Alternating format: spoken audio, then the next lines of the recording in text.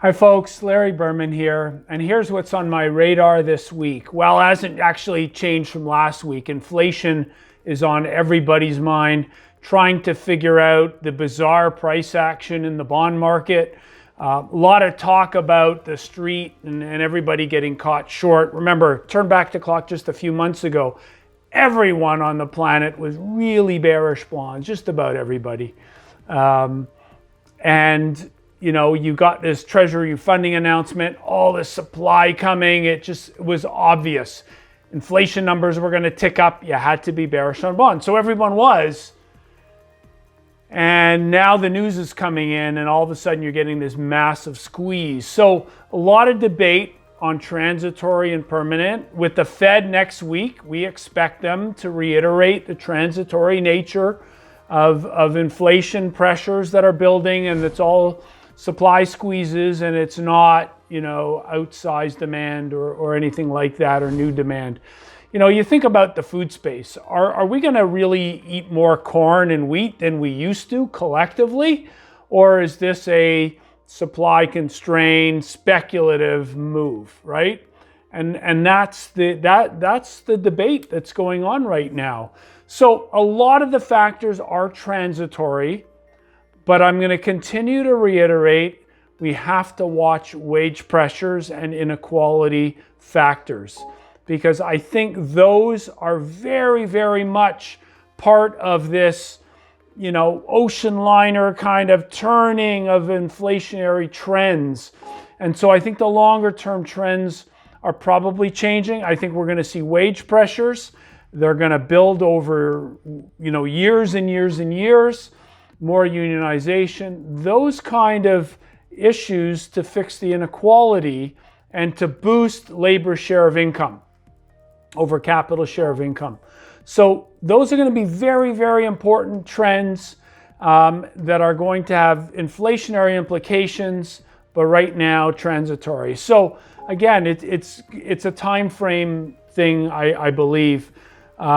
We probably have one more push where interest rates go a lot lower, but that's going to be, you know, stress on the Fed, institution of yield curve control, etc., that prompts that. The timing of that is, I have no idea. There's so many different scenarios. Fiscal cliff coming. It's going to be tougher for Congress to spend. And one side wants taxes, the other one doesn't, and you know, you're just going to have a real challenge ahead on the fiscal side here, and it's just not going to be the largesse that I guess we've seen in the last year and a bit. Anyways, lots of different angles there to debate. So. You know, equity markets have a hiccup at some point in the next few months. Better for the Democrats to see that hiccup now and to get that infrastructure bill and more talk of that for 2022, so that there's stronger economy and markets going into the midterms. Obviously, the GOP doesn't want that. So a lot of politics are going to play out over the next 6 to 12 months. Make no mistake about it. That is the driving motivator behind a lot of the decision making coming out of Washington and other places in the world for that matter. Anyways, that's all we really had today. We don't think the Fed is going to add anything new, but maybe, just maybe, probably the July meeting, they kind of hint that it's time to start talking about it about removing accommodation. That would be the trigger again for the bond market to sell off. So maybe we need another month here where people get long of fixed income before we get that sell-off. Again, timing of that's going to be difficult. So what's the bull and bear trade of the week? I have none this week. I don't know what to do here in terms of new ideas. There's probably more room on the energy side. There's probably more room on that aspect of things, but we're also seeing the equal weight S&P not doing materially better anymore than the market cap weighted.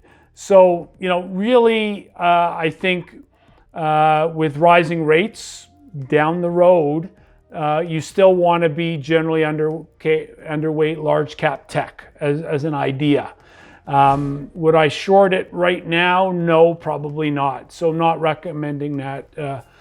So again, don't have a lot of insight into trade of the week, and I hate to say that, but market needs to do some more work here. Either we failed to break out on the upside, in which case you do want to short equities, but right now, we could break out here and just squeeze another notch higher. So reluctant to do that. Anyways, have a great week, everyone. For those of you in Ontario, I'll see you on the patio tonight after my round of golf that starts at 4:01 tee-off time. Have a great weekend, everybody, and look forward to a better summer.